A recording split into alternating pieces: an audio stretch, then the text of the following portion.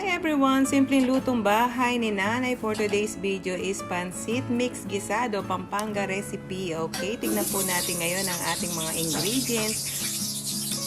Nakalagay na po lahat dito ang tamang sukat at susundin na lamang po natin ito para makagawa tayo ng masarap na Pansit Gisado. Okay, mag-start na po tayo.